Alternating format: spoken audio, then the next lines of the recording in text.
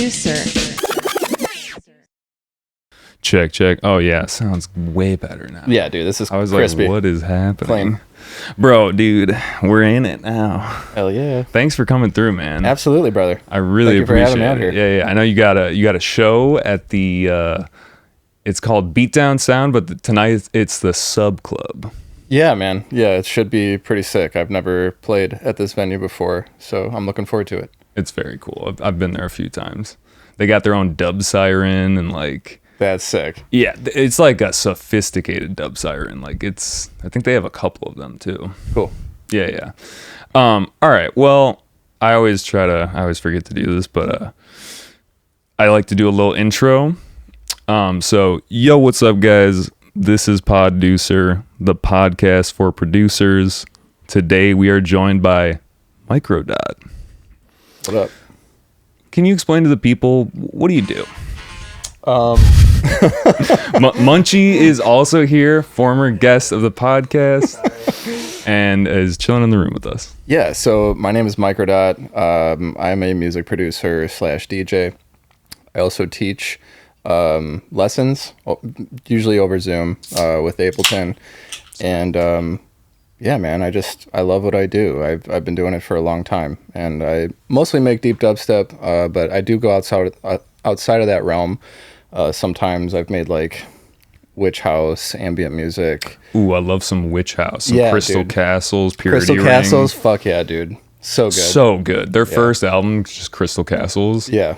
You know what's interesting is like if you listen back to it, it's the same drums every track. Yeah. Like and then they just have like all their sounds. It's probably because they use an actual sampler.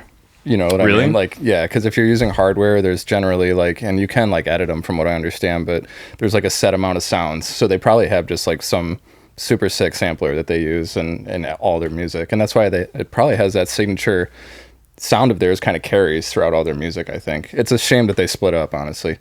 Yeah, the girl was like, Alice was not part. There was like some controversy. Yeah. It's a bad Ryan scene, bro. knows. I'm deep on the lore. It was a rough one, but it's a real shame because even after, when they went back into the fourth album, it was still incredible. Right. And so it's such a shame to really stop after such a great ride like that. Yeah, most definitely. So Yeah. yeah, Clams Casino was also like a huge influence for some of the What do we tracks I call made. Clams Casino genre-wise? It's like, it's hard. It's really just Clams Casino. It's just Clams Casino, dude. It's just hip hop beats, like ambient hip hop, I guess. It's kind of like bordering on the witch house sort of a thing. If in a way, I feel like he almost kind of like invented the genre. And then there were some artists who took it a little darker, and then kind of it got its moniker of witch house towards some of the darker stuff. But yeah, I've really fucked with his music, man. Like I love it. So like I'm God, for These example. are some, Just yeah, so good, dude. that second album, like his first album's good, and then the second album's also good. I haven't listened to like the third really that much, but I like how they all have that like marble aesthetic, and it just looks cool. Yeah, dude. I dig everything about Clams Casino. So yeah, I've gotten a little bit into witch house, some ambient stuff. You can find that on my Bandcamp. I want to say they're free actually, because I use a lot of samples in them, and so I don't think I could legally charge for them anyway. But regardless, I just want to have the music out there for people to listen to. So if you want to go on my Bandcamp, you can definitely see some of my other I don't know, like projects that I've sort of delved into under the same name of Mikrodot. You know. Totally. You know, it's just because we brought it. I do like a intro question too, and we'll get to that. But Yeah. just because you brought up Bandcamp, I've been watching Fantino, like the what does he always say? You know what I'm talking about? Anthony Fantano. I don't think Anthony so, man. Fantano. You definitely know him. He's like bald, wears the glasses. What does he call himself? He's like the world's The internet's busiest music nerd. Yeah. And he does album reviews and stuff. Right. But he's been doing this thing where he just stands and talks to the camera. And I watched this video recently, and he said that Bandcamp was recently bought by Sound Exchange. I think that's, can you look that up, Ryan? Yeah. So yeah, man, it went from like And this just kind of happened. And like Epic Games bought them before. it went from Yeah. Epic Games must have just bought it to flip it, honestly, because they sold it pretty quick. So Yeah, they sold it really quick, and apparently like half the staff that did editorials and stuff and like kind of curated it, they just kind of like booted them. right. which is sad, dude. Which is sad because like Bandcamp, in a day and age where streaming is like shittier and shittier for a multitude of reasons, like I feel like a lot of people were drawn to Bandcamp, and now it just feels like that's kind of going down the tubes too. I definitely could see it going that route and just being sort of monetized in a way that doesn't support the artist as much. And I hope it. That's just, I don't know, kind of what I'm guessing is going to happen. Yeah. You know, I hope it doesn't happen. Yeah. You know, there's probably so many corporations or companies that are looking into Bandcamp and just seeing dollar signs when really I think that it was already, it was established originally to help artists out. And yeah. It was like the most fair pay. Absolutely. Of anything, I would say. And I know Bandcamp Fridays has been really helpful for a lot of artists too. Like has. making legitimate money. Especially since COVID, dude. Yeah. So yeah, it's been way more difficult. I think things are kind of on the up and up, but yeah, it was really hard for a while to make money. And you know, I was obviously working as a mechanic as well. But yeah, I heard you know, about that. Yeah. Go check out his Mr. Bill podcast too. You talk a little bit about that as well. Yeah. A Honda mechanic. A Honda mechanic, yes. Very passionate about the brand. We're a happy Honda family. I mean, I still drive like an Acura, which is, you know, same thing as a Honda. It's just a Honda Accord in like most other countries, but I have an Acura TSX. It's a great car. It's kind of like how Toyota is also and like Lexus. Exactly. So is Acura the better, or is it Honda is the... Because Lexus on the, like from what I think of it, it's a little bit higher end. It is, yeah. Acura is technically like the higher end stuff. But at the same time, it's still just a Honda to me. You know, it's all the same stuff. So. I mean, you're a mechanic, so it's like you know what's inside of it. So exactly. You're like, this is the same shit. Exactly the same. It's just a marketing scheme to get Americans to pay more for the same product, essentially. Gotcha. That's literally all it is. It's a Honda anywhere else in the world. So okay. Yeah, and the same with Lexus. It's a Toyota anywhere else in the world. It's a Nissan everywhere else, but it's Infiniti here, and then they charge more for it. So it's just a marketing thing, I think. And so, just to get down to the bottom of this really quick, because I'm just curious, is that just a thing in the United States where they have these ancillary companies? As far as I know, yeah. Interesting. Yeah. Huh. Okay. All right, cool. Well, we had a little tangent on a tangent there, but I ask all of my guests, what was your first concert? My first concert was, my sister brought me to a show, just like some punk rock show when I was a really little kid. I was like probably the youngest kid there. Like a local band show? It was called Show Off, and it was actually a band that was prominent in Chicago, because that's where I grew up, was out here in this area. Well, Chicagoland area, not in the city itself necessarily, but I was born at Elmhurst Hospital, and ever since then I've kind of been, you know, in the Chicagoland area. So and you live where now? So I lived in Minneapolis for a long time. I just moved from there to like this little town. There's like less than 1,000 people there, man, and I fucking love it. I love it so much more than the city. I'm not hearing gunshots or sirens all the time anymore. Like, it's a beautiful thing, and I think it's a way better place for my son to grow up to. So it's called West Concord, though. It's in between Rochester and Owatonna. Is this one of those towns where, like, now, well, I don't know. I'm trying to think about how to phrase this, but like, you know how there's a real push right now where a lot of people from like LA and other affluent areas move out to these small towns, and it kind of becomes like an issue for the locals because, you know, they're just driving the prices up. Is it like that at all? Is it one of those towns? I don't think so. You know, I kind of expected that it would be like that. When I first moved there, I was like, are people going to be weird or like sort of standoffish? But everybody is exactly the same, really, as, you know, living out in the city, except, you know, there's just a lot of people who have farms and, you know, cows and all that kind of stuff, which is honestly good, because for me, that means I can eat clean. Yeah, because, for sure. Like, honestly, you bro, have more like land, you can have a chicken coop, dude. I mean, well, not so much for me, but I just mean like there's farms that we could walk to from my new house, and you don't even need to do it yourself. You can just go there and get vegetables, and like, you know what I mean. Like, dude, I just can't trust vegetables or meat in markets anymore. Dude, like, I was listening to this thing. I was telling Ryan about this earlier. Like, everything's trying to kill us. Like, literally, the tap water. Not to get like too tinfoil, but I did see this clip that was saying how the EMF coming from your AirPods is like extremely high. Absolutely, it should dude. be like 0.5, and it's actually like a 16. And I was like, dude, I wear these all the time. And my hearing is the most important sense. Well, as a music producer, and, you know, I can't listen to podcasts without my hearing. Like, it's just scary, man. It's like, is there going to be a lawsuit? Like, what the fuck? Like, why? And I don't know. But until there is some sort of a lawsuit or the FDA actually comes out and says, "Hey, this food is unhealthy for people to consume." Like I'm gonna take the steps that I can to make sure that my health is preserved and the health of my family is preserved. You know, and I feel like being like in an area where I'm at right now, it's like such a golden ticket to be able to do that. You know, just be. And you know, I'm not gonna like have my own chicken coop. I'm not saying it's a bad idea for people who want to do that. I'm just saying that like. You know, maybe I'm not going to go that far into it, but I want to make sure what I'm eating is clean, what I'm drinking is clean, you know, what I'm putting into my body is clean, you know. Totally. It's frustrating that they just kind of green light things. Like this channel that I found is kind of just some conspiracy shit, but I also saw that they're like dyeing non-organic eggs to make them oranger.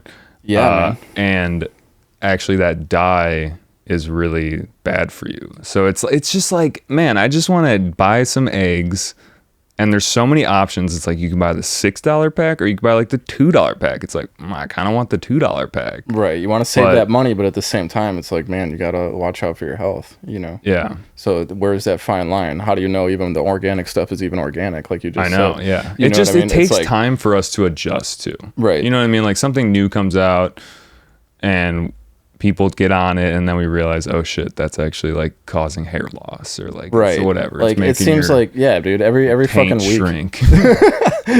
It seems like they're coming out with, oh, this is actually causing cancer. Or, oh wait, this is causing cancer. I mean, we live in a very toxic environment. I live in the city. I live next to a highway. Brake dust, like. Yeah, man. It's I don't know, man. Anyway, let's not go too far into the conspiracy thing because I do enjoy putting the tinfoil hat on, but it's like at the end of the day, just try to be as healthy as you can. Absolutely. You're gonna get fucked over somehow. Yeah, exactly. So just do the best you can. The AirPod thing did scare me though, because I wear them. Yeah, dude. That's why I wear this crystal called Sugnite. It's actually very like powerful against EMF frequencies. Are you a crystal guy? Like I do. Like I don't know. Like I have this wrap has labradorite in it. I have a ring that labradorite's really cool. Garnet. I wear stone plugs usually. So I mean like earplugs or like gauges. Like gauges. Yeah. Gotcha. So like, and I have different ones, but yeah, I feel like Sugnite is one that it can actually cleanse other crystals. That's one of the cool properties of it, and it's very protective against EMF. So I know. Maybe you've heard of this place called Dave's Rock Shop. It's in Evanston. Yeah. And they have like so many cool fucking rocks there. And then also they have like in the basement, like dinosaur bones. I'm like, how the hell do you guys have these? This should be like in a museum. But yeah, dude. But yeah, I love crystals. I also feel like there might be a little bit of pseudoscience going on, but I think they look really cool. And honestly, if it works, like if it improves your mood just to have something there, I think that is all you need. Absolutely. I think a lot of it has to do with intent too, you know, like behind it, you know. For sure. To unlock those properties, so to speak. But yeah, it could be pseudoscience, I suppose. People could look at it that way. But you know, people are going to believe what they want to believe, I guess. So. Right. And is that how Suge Knight got his name? I might be not pronouncing it correctly, but it's like SHUNGITE or something like that. But yeah. Oh, okay, gotcha. Yeah, it does sound like Suge Knight though, right? Yeah. Like from Death Row. Shout out Suge Knight. I don't think anyone's shouting out Suge Knight, but we're gonna do it today. Yeah, dude. So another thing I wanted to ask you about was your name, Mikrodot. I know that there is another Mikrodot, not to be confused with yourself. Yeah, in Chicago, man. I've met him. Super nice guy. Nice. So you spell your name with a K, and your name's Mike. Yep. So that makes sense. Yep. But the thing I wanted to ask about is I looked up what a Mikrodot was before we did this, and it's like what I got from Wikipedia was that it's like it was a way to like send someone a message, and it was a very small message, so the only way to like look at it was with like a microscope. So it's like that was what I got from it, but it also kind of looks like what you put dabs of LSD on. So what? Yeah, man. So from what I understand, because I've never taken one, to be completely honest with you, I've taken all other forms of LSD, but I've never taken a Mikrodot. But it's basically like a small compressed pill of powdered LSD, and it's very small. So that's why they call it that. But that's why I call myself that, is because I'm an advocate of psychedelics. LSD specifically helped change my life in a huge way. And so although I don't take psychedelics or drugs anymore, except I drink here and there. I mean, I'll have. Well, we listen to music. You know what I mean? Music is a drug. You know what's another weird thing is that it's always alcohol or like drugs and drinking. Drugs and alcohol. I consider them one Why thing. the hell it's all drugs. I mean, if food is a Really? drug, like, dude, why? I just don't like. They do that in a way where it makes it more normal. It Exactly. Normalizes alcohol when it's a very potent drug. It's extremely potent drug. Yeah. Yeah. So, again, like I'm a dad now, like I'm married, I'm a homeowner, like I've just changed a lot to a point where I don't feel like I need to use drugs anymore. And I feel like, I got the message I needed from psychedelics, and I hung up the metaphorical phone, Nice. So do you ever think if you were presented with a Mikrodot that you might have to do it because it's like just part of your lore? Also, where does it come from? What is it more powerful? Is it heroic dose level? Like what is special? That's a good about question. Unfortunately, I mean, it might sound, I don't know, counterintuitive or something, but I don't know much about them because I've never taken them. I would imagine it's probably a more concentrated or potent form of it, though. Ryan, can we get a little Google search Google going? it. We can make Thank that you. happen. More and more I've been relying on the internet searches. Just something to get into the sound. We're not going to be listening to any music on this episode, but right now you make a lot of 140 and deep dubstep, and I was just kind of curious, like, what drew you to that? Yeah, man, absolutely. So N types. I was gonna say, no, my bad for interrupting, but I was gonna say maybe like some inspirations as well, like artists or whatever. Yeah, man. Inspirations, honestly, just a lot of the old school stuff that I used to listen to. In a way, I feel like I'm kind of making the kind of music that I want to hear, and a lot of that it just tends to be older school dubstep, and that to me is just such a pure and like raw and real sound for dubstep. And so that's kind of what I try to emulate. I mean, I don't even really try, I guess. It's just kind of what flows, because like I said, it's sort of like what I just feel like I'd like to hear. And as far as how I got into it at first, I mean, I had never heard it before, and then I like heard it coming from one of my friend's rooms. I must have been like a sophomore or a freshman in high school. I want to say this was like 2006. How old are you? So I'm 31. I'll be 32 Okay. in December. I'm 29. Yeah, so I think it was 2006. So I must have been like a freshman in high school, and I was at a friend's house, and his sister was bumping some shit that's to me sounded like dark techno or something. Like I didn't know what it was, and so I asked her. I was like, "Dude, is this like some form of techno or something?" And she's like, "No, dude, this is dubstep," and it was N-Type's All Stars Dubstep Mix, Volume 5, I want to say. I'm not familiar with that one. Yeah, dude, definitely check that shit out. It changed my life. Yeah, N-Type is a sick artist. I would love to have a release on his label. He runs Wheel and Deal. It's a record label. Yeah, I would love to release with him someday. But anyway, man, that is definitely the point that just changed everything for me. And I was making music at the time, but I wasn't making dubstep. I was making like probably, if I had to guess, like trance at the time. And because I really liked 4 to the floor stuff too. I like how you said it, like if I had to guess. Well, because I've been all over the board, man. Like I started off like making hip hop beats, And Yeah, then you said that you started out making hip hop beats that you would rap over. Exactly. And now you're like, I don't even rap. I can't believe I did that. Like nobody ever asked me to rap for them, please, because like I can't anymore. But yeah, dude. Yeah, so I've been all over the board. Like I've just been making music for a really, really long time, and so finally I felt like this was kind of my niche, and I've just stuck with it ever since. And it's been doing me pretty good so far. I have 2 things that I want to talk about. One thing that I just wanted to mention is that, again, I try not to cover a bunch of stuff that's already been covered. Yeah. But you are a classical violinist. That's what you learned. Yep. So just that was like the first thing you started with, and Exactly. you were also talking about how you didn't necessarily want to just be playing other people's music because Exactly, that's dude. what's going on Right. with that. But the other thing that I wanted to talk about, which is kind of a slight tangent, I'm sorry guys, I just love the tangents, but like 140, like 140 has always been dubstep, but now there's 140 genre.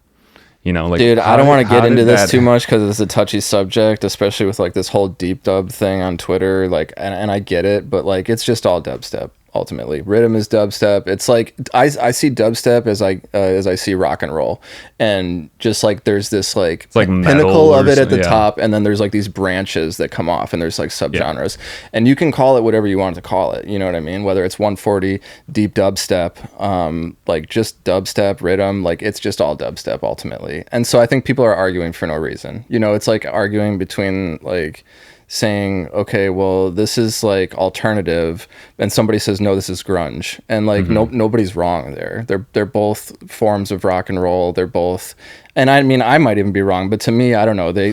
That could be similar. Like if you said, oh, Nirvana's alternative, like okay, like yeah, but they're also grunge. Like I don't know. Yeah. And that's just how I see this whole debacle of like people trying to figure out what to call the music, and ultimately, I don't know. Just like it doesn't even matter. Just listen to the music, and if you fuck with it, awesome. Yeah, If because you I mean, don't- you can make music at 140, and it's like it's 140, Right. Or so, 140 just to me feels almost like the same tag as like IDM, where it's so or like electronic music. It's like, oh, it was made electronically, Right. Like it's almost less descriptive than other things like grunge. It's like, okay, I know what you're talking about more. 140 to me, I mean, I know kind of what that sound is now. Right. But yeah, it's just an interesting thing. I honestly, like, we talk about genres on the show, but at the end of the day, what we always come away with is genres don't really matter. 100%, dude. It doesn't. It's music, and if you love it, you like it, awesome. Yeah.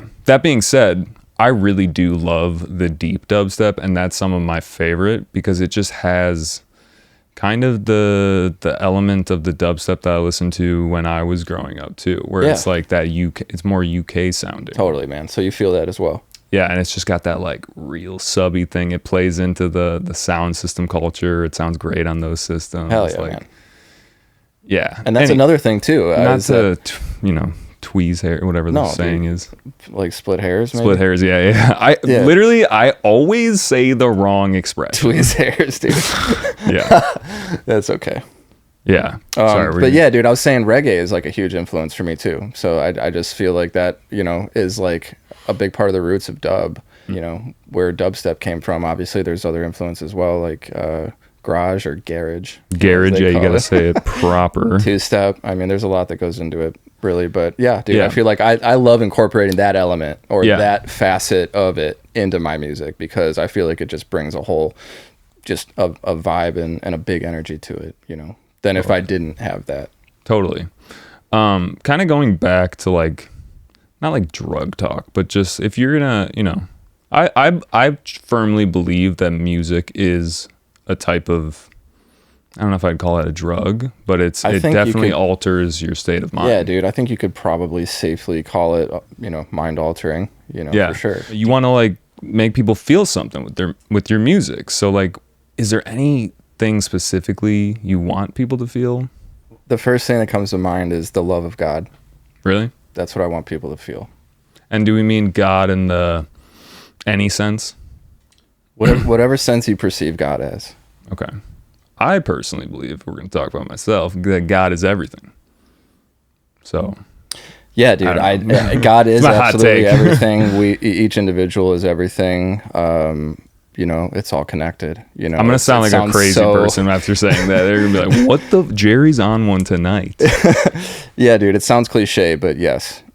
But yeah, I guess I mean in the sense that I'm just believing like just one thing being God, but that existence is like that nature has God. I've told Munchie this. I think that the more you try to define God, the less close you're getting to what God actually is. Interesting. Yeah. I love that, man. I love those types of talks.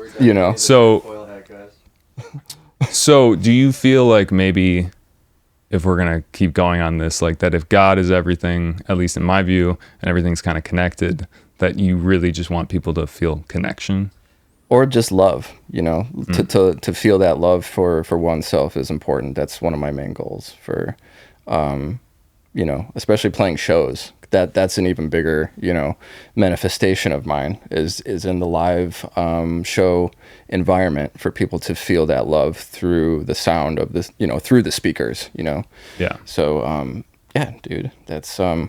Just Right kind of there. want to get trippy with that for a second.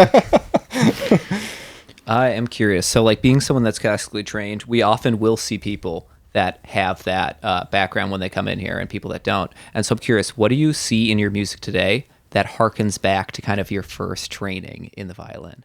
So, that's a really good question.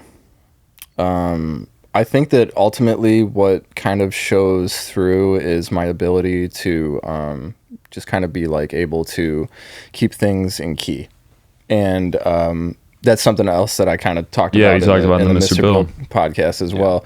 Just the ability to hear when things are out of pitch, because I feel like that can really make the difference between somebody who sounds professional and somebody who does not. You know what I mean? And again, you don't need music theory to be successful with electronic music. So ultimately, I think that a lot of that stuff I don't use. A lot of that stuff is not necessarily irrelevant, but I would say the biggest thing is just having that ear, that trained ear, to carry with me, Yeah, and something you guys didn't mention on the Mr. Bill podcast, which I was like thinking that I wish you did, is that, he was talking about someone who has perfect pitch, AU5, and the word that comes to mind with what you're talking about is relative pitch, right? Which anyone can train. Absolutely, man. I wholeheartedly believe that you do not need to take college level music theory courses to attain that ear. And that ear, like, when I got into producing music, I was like, dude, I don't know anything about music theory. I literally didn't know what a chord was when I started producing. And like, I feel like the most important thing is having that ear for whatever you think is cool, like, yeah, for sure. And like what sounds interesting to you as well. Or you can you can hear it too and be like, no, that's not right. And then maybe you can dive into like the music theory of it a little bit more, like what's wrong about it. Right. But I do agree with that, having that relative pitch is pretty important. Have you ever trained that? Because they have apps where you can like, it'll be like ding, ding, and it'll do like intervals and you can like call out stuff. No, it's just from... I've thought about doing it. It's just from being a violinist for like, as long as I was, man. Like I couldn't even tell you. I think it was 15 plus years, that I took it very seriously. And yeah, it's not something you try to do at that point. It's just kind of developed. But, if somebody tried to do it every day and was like doing what you were doing, like I have no doubt that within a year or two, like you would definitely have a way better grip and understanding on those different pitches and keeping things in key and stuff like that. I'm curious too about the violin, because it's, to me, when I see people play it, I'm like, how the fuck is that possible? Because it's fretless, Right. So it's really just, you're always not perfectly on. And maybe I wouldn't really say that. I would no. There's definitely a certain point where you have that finger, like I don't know, you just train them. Yeah, it's memory, dude. Like it has to be, because that is how that whole world is. It's about perfection, and it's about getting things down as perfectly as you can. So to say that it's even a millimeter off, I would probably say most likely not, because even a millimeter off could change the note by a bit or make it flat or sharp, So it's definitely it's a very difficult instrument to play, and it's just one that I love to play for a long time. So you just develop that memory for sure in your muscle memory. That's what I was looking for sure. Yeah, it's interesting. Like I saw, we're very fortunate in Chicago. We have the Chicago Symphony, and they're amazing. And I saw this violinist play, and I felt like the whole thing was a little bit sharp or flat. I wasn't sure of it, and I was wondering if that was like an intentional thing. I almost wonder if it's the room. It could have been the room. The room is like so nice. Like they have these like glass diffractors, and just like it's it's got to be tuned really well. But I sense that she was playing in a way, because it made it really emotional. Right. Because it was like a little bit, tough on your ears. I almost wonder if it's the strings that she chose to use, because the strings that you use on a string instrument can make a difference in the harshness, how dark it sounds or bright. Mm-hmm. So it could have potentially, and this was a solo violinist, you're saying, that was specifically. Yeah, and she was playing with the orchestra, but yeah. Yeah, so I would say she most likely had strings that were maybe a little too bright for the environment she was in. Maybe. Yeah. Do you like the symphony? Have you been?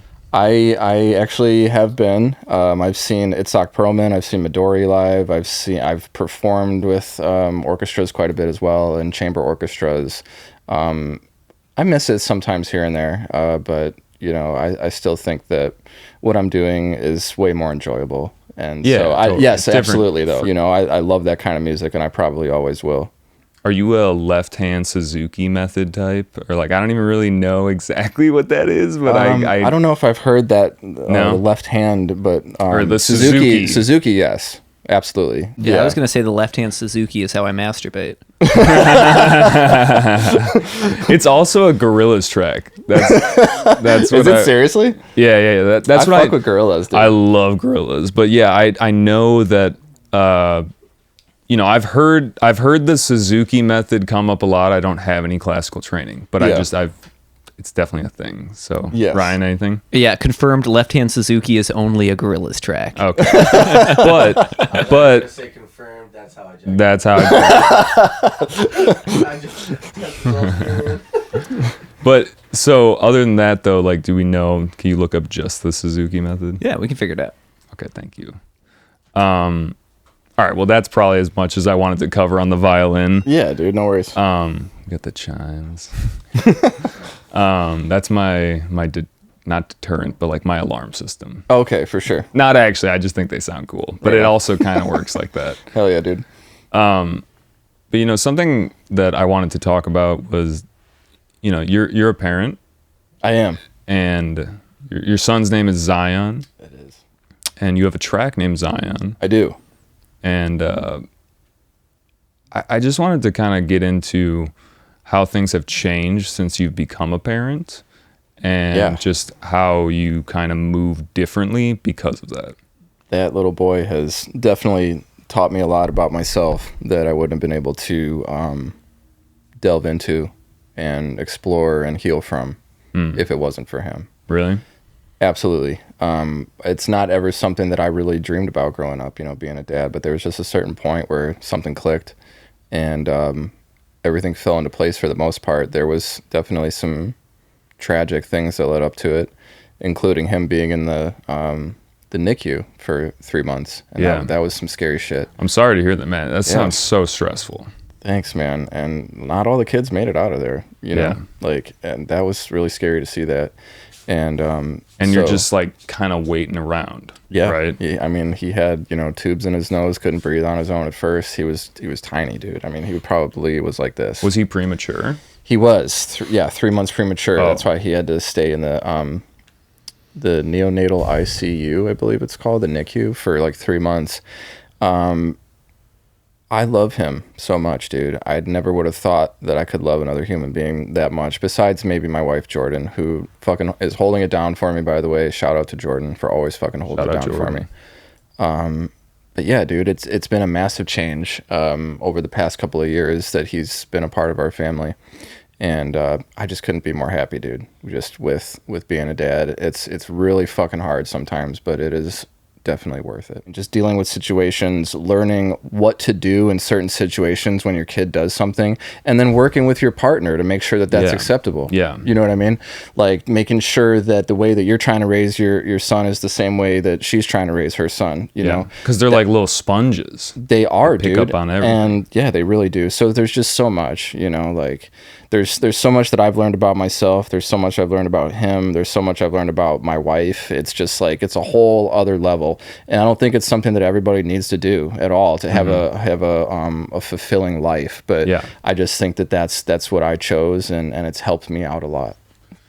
Yeah. So, I listen to a lot of podcasts, and whenever I hear people talk about, having kids, it's always, bro, they're always just like, dude, you thought that you experienced everything until you had a kid, and you never can even, like, they're always like, it's kind of like DMT. They're like, I can't explain to you what I just saw. That's a pretty good comparison, dude. but like when you become a parent, you will understand that there's a whole other world level that you didn't even fucking know was there. Yeah. And like that's, yeah. But I wish I could know, because I'm also on the fence. Like, I'm not against having kids, but I also want to live a life that's like fulfilled and full. And right now I don't think I could even, I don't know if I'm a patient enough person. I mean, I guess it's different when you get thrown into it. Like, I think I could be a good dad. I do. Yeah, I think you could be too, just based off of like your energy. Like I just met you today, but yeah, Appreciate I feel like that. you'd be a good. We dad, just got right into it too. Yeah, like, you got off your flight and we're just like, podcast now. But yeah, it's that thing where there's this thing that I heard where like throughout our lives we go through different like stages of love, and the first stage is love for yourself, and then the second stage is love for like your immediate surrounding people. And then the last stage is a love for everyone. And I feel like having a kid probably puts you in at least a higher stage, because it's not about you anymore. It's not. No, Yeah. that's correct. And I wouldn't even think about it as that way, man. I just think that, like loving yourself, loving others. I mean, I don't even think that has anything to do with my kid. That's like an individual thing, like I wouldn't say he taught me how to love myself. Like I definitely loved myself before I had him. And I think that that's actually a very important thing if you're choosing to have kids, to love yourself and make sure you work through a lot of the, your demons and past things before, to the best of your ability before going down that route, because, those things get passed on generationally. Whether or not you even try to like go the other way, maybe it's just the way that you act. They might pick up on it. Yeah, absolutely. Exactly. So, but if those things are worked through on an individual level, that's how we heal the world, man, is on an individual basis. It's not relying on something else outside of you to try to change you necessarily, unless we're talking about psychedelics. That's the only thing I think really that could help you. Like if you really want to change your outlook on life, you really want to learn more about who you are and what you came here for to this planet. Like, you need a psychedelic teacher or a tool. Is how I really look at them. I really don't see them as drugs. They're tools. So that's the way that I see them too. And I feel like, mushrooms have become the new weed, and it's like people take them as like a party drug. But for myself, I know how powerful these things are. Yeah, dude, don't mess with psychedelics, because they will kick your ass. And they're not for everyone. Some people, it is not meant for them. But I've always felt that like the way that I like to do that is to be introspective and explore ideas or whatever, just explore myself. But yeah, it's like I don't want to take it and go to lost lands and be around a bunch of people. But that's also kind of what, okay, before when I was talking about the wooks, I was kind of talking about that, where it's like there's this thing where you use it as a tool to learn more, and then there's this thing where you use it as like a party drug. Absolutely, and I think that the mushroom and acid both are probably okay with depending on where you are in your life experience, being used in different ways. But and I'm not gonna lie, I'm not gonna say I've never not taken a psychedelic. I'm not trying to like poo-poo the people. For sure. But at the same time, absolutely, it has a way more important job for humanity, as Graham Hancock once said, than just to be used as a party drug. Essentially, I fuck with Graham Hancock. Graham Hancock is dope. It's a shame that there's so much controversy going on around his name, but I think he's highly intelligent, and I think that his theories are onto something. That's just my 2 cents. I totally agree. He was just on Rogan, and I listened to it, and I was like, this guy. Very intelligent guy. They're always learning about shit being older, and I'm just like, it doesn't even make sense. It's crazy. For sure. But I also think about that a lot with, if we went through like a cataclysm. This is another tangent, goddammit. Did we get Suzuki method? Yeah, a little bit. I looked at some pictures of Suzuki. Seems like a pretty chill dude, but don't have a lot of info. He has a quote here. He looks like a love chill is dude, deep, though. Much will be accomplished. So that's kind of on trend here. So he's a more modern day teacher. Like, he's not alive? Born in 1898, the son of Japan's first violin manufacturer. Interesting. Man's got The problems. Japanese are perfectionists. Yeah. They care. That's probably where a lot of that mentality comes from then, potentially. Yeah, totally. All right. Well, before I go down the Graham Hancock wormhole, I also just kind of wanted to talk about your wife for a second because Yeah, man. I learned that you met her at Undercoast, I which did, is an dude. event I that did. Munchie humbly put together with his team, and I just kind of wanted to recollect that show because, Dude, absolutely, man. That was such a cool day. I just never expected that. She tells me that basically when she saw me walk out the door of my house, like she knew right away. she saw you walk out the door of your house. Yeah, like she came to pick me up with like some there was a guy that she was with at the time, and I guess she drove them both from Minneapolis to pick me up with one of my friends. And like I was with like Tony and who's Trips, Trent Cast, Forrest, and I don't think Ben was out there actually at the time. Rest in peace, Ben Gitlow. But, But then you guys played Undercoast. so yeah, I played Undercoast as Martians with the guys. It was like Blankface was there, Michi Murda, like Bomber, even dude. It was sick. It was Bomber's huge. been brought up a lot on the show lately. Yeah, dude, Bomber fucking murders it. By the way, shout out Bomber, big up. And so like the dude she was with at the time was like dancing with some other girl or some shit. So I was like trying to console her. Oh, We're walking across the street. I think I was like holding her hand, you know, and like. Yeah, and that I got her some water, and like that was mostly that night, dude. I think she stayed in our hotel with us because me and like Forrest and Tony, because the guy that she was with just like pissed her off or whatever. Anyway, so like yeah, that was the most of it really. And she lived in Minneapolis at the time. I lived in Illinois. And I ended up moving to Wisconsin, River Falls actually, which is relatively close to Minneapolis. It's like maybe like an hour and a half or something like that. And she would drive from Minneapolis to River Falls all the time to come see me. And so that's kind of how we sort of hit it off. And then we got a place in Chanhassen, Minnesota together. And yeah, dude, the rest is kind of history. We bought a fucking house together. Our first house we bought it together Congrats, man. in That's Minneapolis.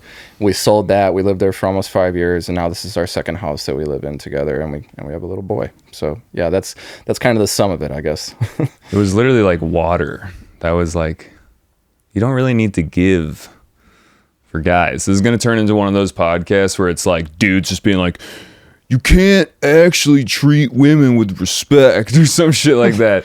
No, but I was just trying to say that it's like, you know, you don't have to do too much. You don't have to be the guy that's doing way too much. You can literally just care about them and get them some water.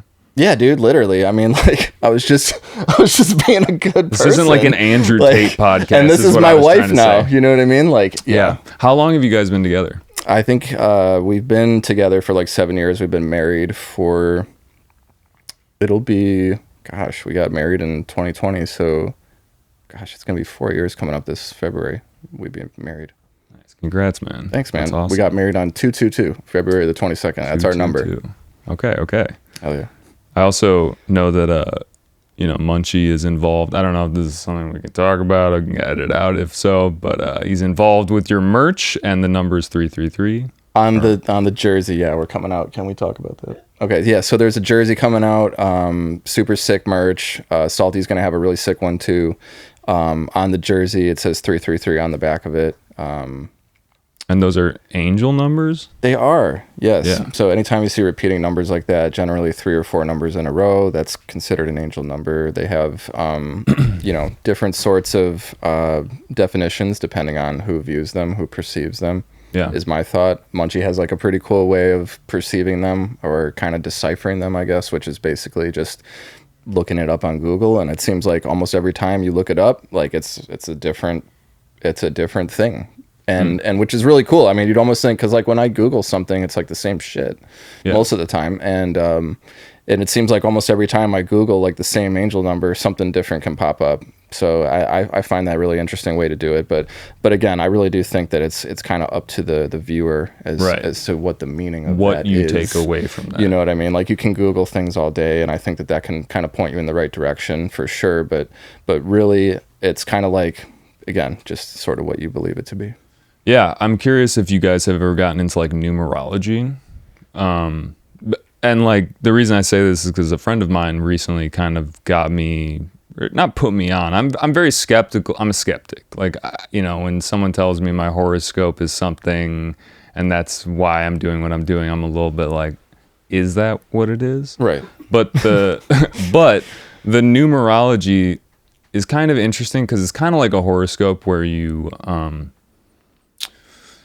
based on like your birth, there's, certain numbers that are more relevant to different aspects of your life. I don't know. I was just curious if you've ever looked at like your chart, so to say, with it. Because I downloaded this app and I was like, oh, yeah, man, this is kind of accurate. There definitely are. I feel like the universe is a lot of things, but mathematics is a big part of it, Yeah.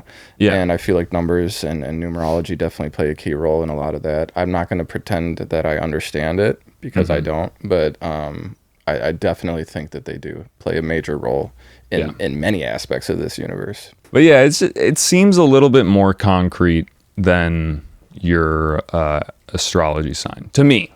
Yeah, and if you're like able to somehow correlate the two, that's probably really the key to really understanding, a lot of that stuff. Because I feel like they both have relevance,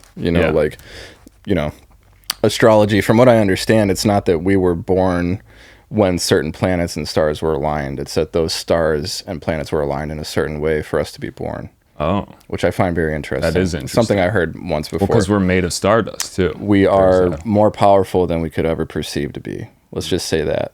So I mean, don't take that with a grain of salt. Like there's so much more to the human spirit and soul and everything about us. So I'm curious what you think of like the whole AI thing, where it's like, are we gonna just be replaced, or is there always gonna be this intangible thing about human beings? I think that there's definitely a lot of danger behind it. I think that I agree. Yeah, definitely. It's gonna be psychopathic AI that like we didn't fucking train. It's like your it's like your son. It's like your son. If you didn't train the AI well, it's entirely possible. Like you can't rule that out. As a possibility.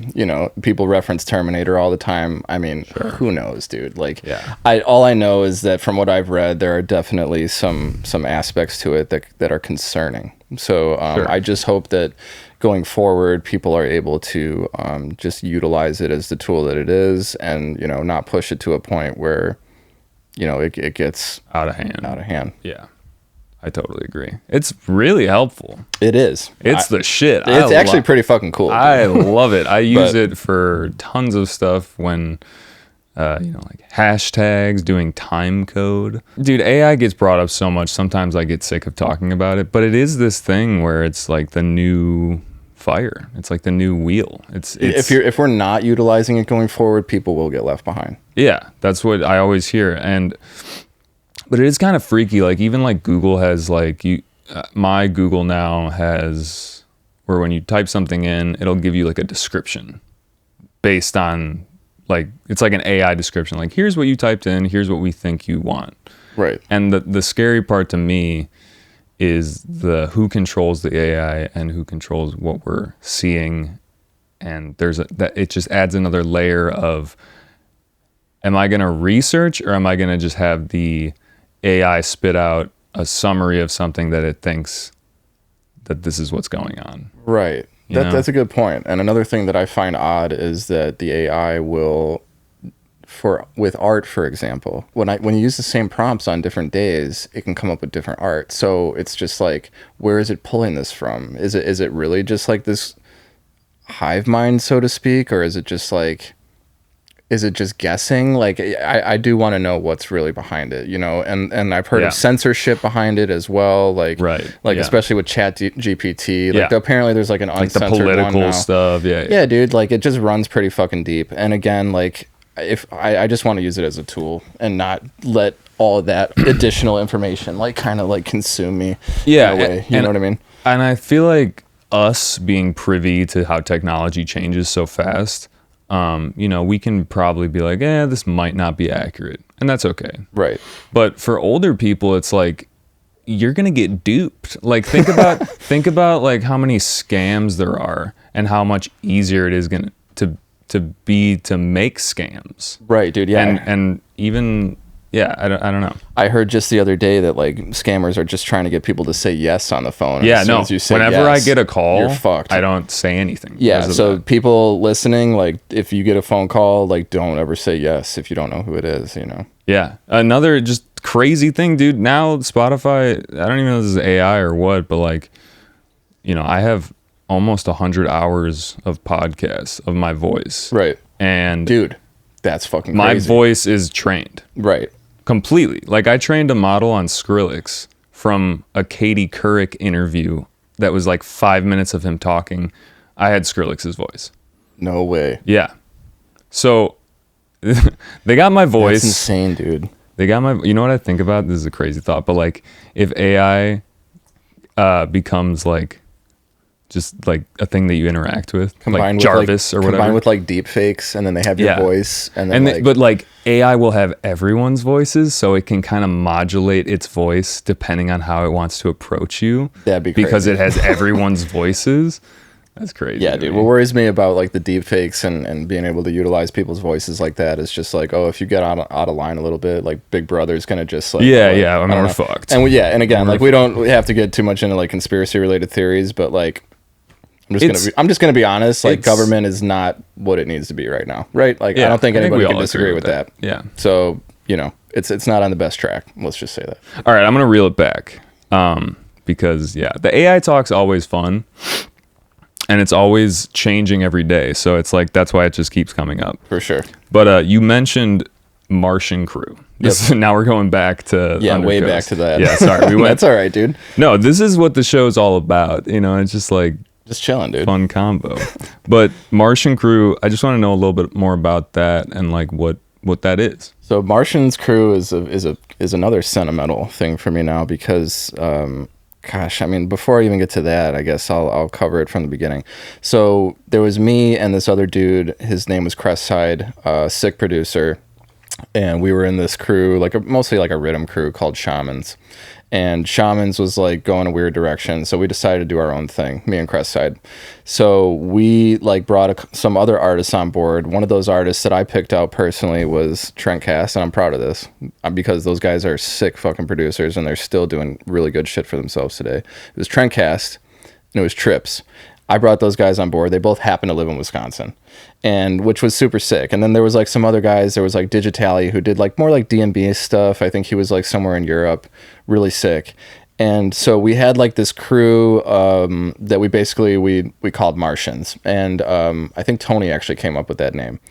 And so we kind of rode that out for a while, and it just kind of ended up that like some of the artists were just like kind of going a different route, and Crestside left, Digitali left, and so it was like me, Trendcast, and Trips, and we were pretty much making rhythm at the time. I was making deep dubstep and rhythm this entire time. Like there was no point where I was like just a rhythm producer. I was doing both, and so basically, eventually we had a fourth member come on. And who was also from Wisconsin in the general area, and that was Gitlow, Ben Wilfer, and he just passed away recently, and that's why it's kind of like a Really a sorry sad to thing. hear that. Yeah, dude, me too. I saw he has 2 kids, and I pray for them honestly that they're okay, and that just everybody's okay really in his family. I pray for his family.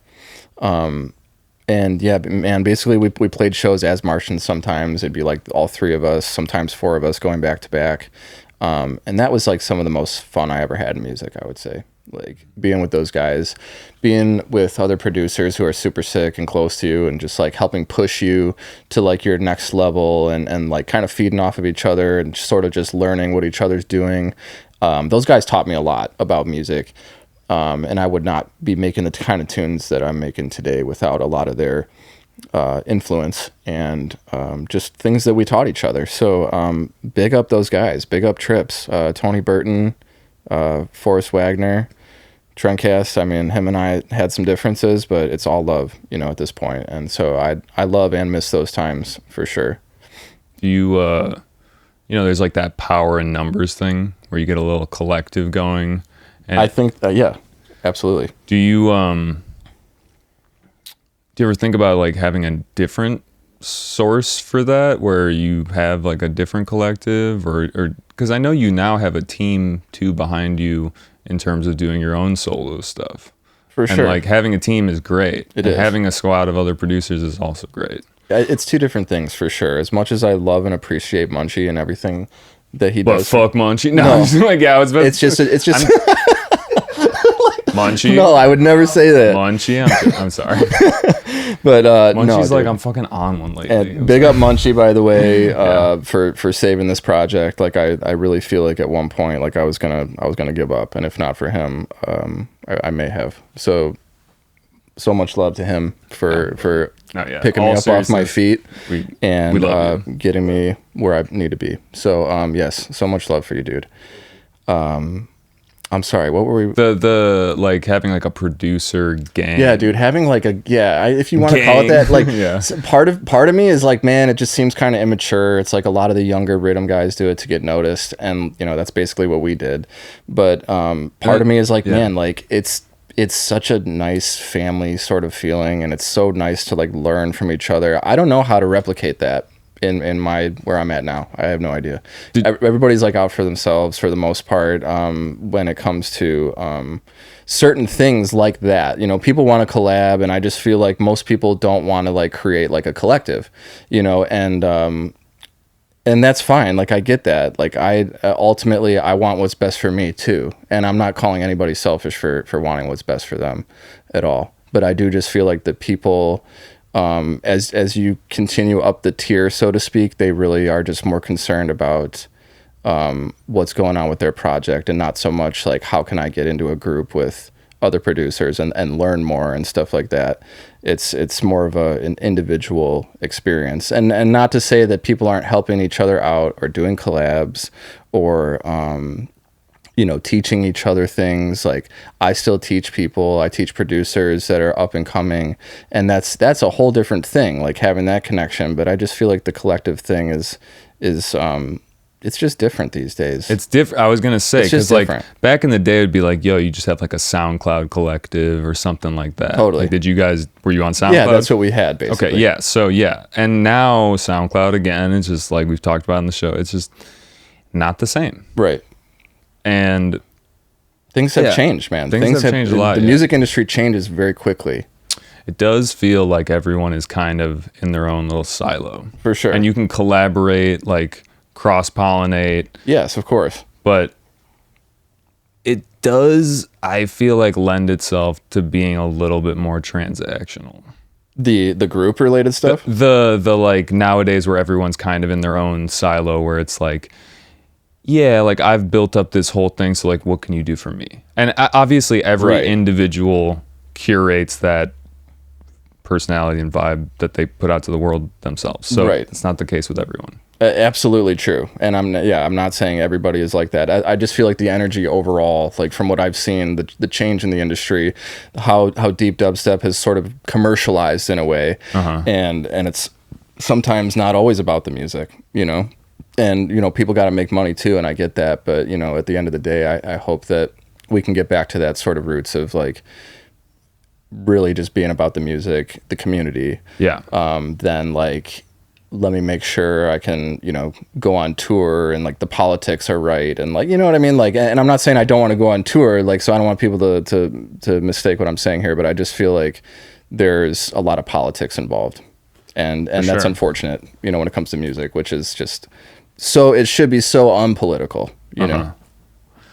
Something you also mentioned on the Mr. Bill show was that, it's like you want to make your art, but you don't want to like sell out and just do that whole thing. So it does feel like there's a big just tightrope of like intersecting things where yeah. it's about being authentic, but then also trying to push for yourself. Most So definitely. it's like, it's tough It is, dude. because pushing for yourself is selfish, but at the same time, maybe there's a way to go about it where you're also bringing people up as you go. Most definitely. And I think that's where, like putting out, free music here and there, it builds that community. Yeah. It lets people know that it's not just all about the music. There was a free show with Salty the other night. Yeah. That Munchie. And, Shout out NSW. yeah, They dude. throw great shows at Primary. They do. And they're free on And that's Thursdays. super sick to bring the community together and let people know, hey, this is more than just what meets the eye. Yeah. And so big up Salty as well. Shout out Salty. Yeah, dude. Love Salty. So another way to give back to people is the teaching. Yeah, which teaching. I would Absolutely. I would love to get into kind of how you structure teaching people the knowledge that you have. Absolutely, man. Dude, like I mostly kind of gear it towards where people are at, which would seem obvious, but most people want to know like how I do mixing and mastering. Most people are not at the point where they want to learn how to compose, or they want to start learning a DAW from the very beginning, so to speak. I do have like a program that I have for people who have never opened a DAW before, but most people kind of just want to learn how I go about mixing and mastering. And I tell people right away that like sitting down in one session is not going to necessarily help you, like mix like a professional, you know what I mean? But it will at least get you on the right path to being able to do so. There's just this whole like ability to be able to hear. And there's such a difference between being able to hear what you and I are saying and being able to like, I don't know, like there's just a point when I was like taking college courses when I like took a shower and I was like able to listen to the shower and be like, I know what frequency that is.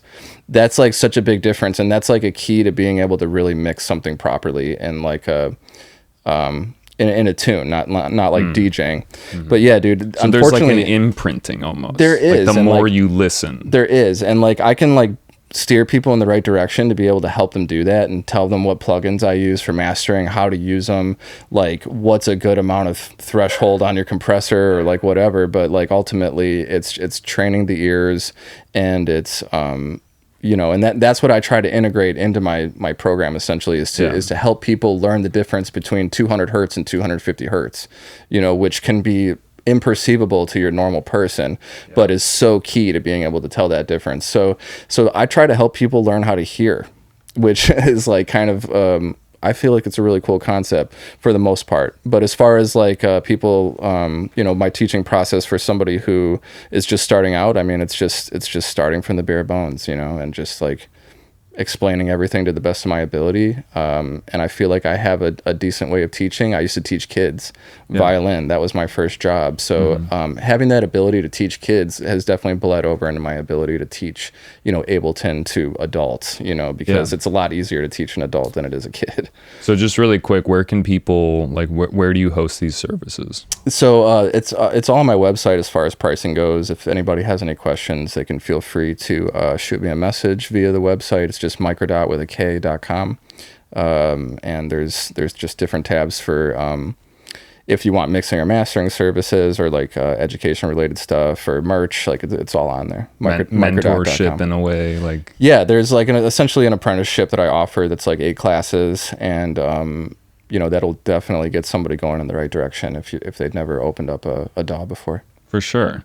Well, dude, I just wanted to say really quick, like we've gone a lot of different ways, and I really appreciate your openness to just going all these different ways. And I know you're on a time constraint, so just thank you. Absolutely, man. I want to just wrap up with a question that we always do, which is, we talked about your first concert, but what was your most influential concert that you attended?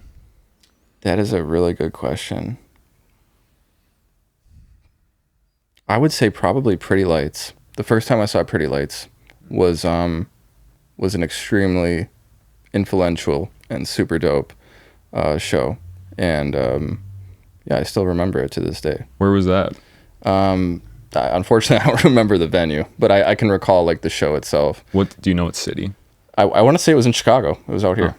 Yeah, because that's where I used to live at the time. So was it potentially North Coast? It might have been. I don't think so though, dude. I want to say it was like not a festival setting. It was like an actual like closed venue. Yeah. Interesting. Okay, cool. Yeah, Pretty Lights just played in Chicago, and I've heard that it was a magical experience. Yeah, dude. Daedalus was also sick the first time I saw Daedalus performing. He just uses this thing called a mono, and he just like presses buttons the whole time, and it's so sick. Like I really think I love his music too. So yeah, I like a lot of different eclectic stuff. I've seen Amon Tobin. Nice. That was sick to see him live. I mean, I've seen a lot of cool artists, honestly. I've never seen him, but that would be cool. Hell yeah. He's one of those like Aphex Twins, like dude, yeah, twin. Just like that guy is a fucking twins. He's a genius for sure. Cool, man. Well, just wanted to give you the floor real quick to shout out anyone. You already shouted out your wife, you shouted out the Martian crew, but anyone else that just comes. We shouted out Munchie. Yeah, dude. Big up Prism and Munchie. Jordan, my wife, I love you. Dose of Salt tour is in full effect. Definitely check that out if you have not already. Salty and Mikrodot. Salty and Mikrodot. It's a dose of salt. Yeah. So we're still booking dates for that. Flyers should be coming out early next year. And super excited for that, guys. Dope. So thank you so much for having me out here. Yeah. Big up you guys as well for having me here. Hey, appreciate that, man. Yeah, Where thanks for can coming. people find you? I mean, we said your website, but just socials. Yeah, socials. If you go to my website, it's all like on the bottom of the page, all the different social links, my link tree, everything. So the website's probably going to be the quickest. Mikrodot Music on Instagram, Twitter, and With a K. With a K. Yeah. So Just so you know. yeah, thank you guys. Yeah, for of having course, me. man. Dude, thank you so much. All right, guys. Well, I hope you enjoyed. We'll see you next time. Peace.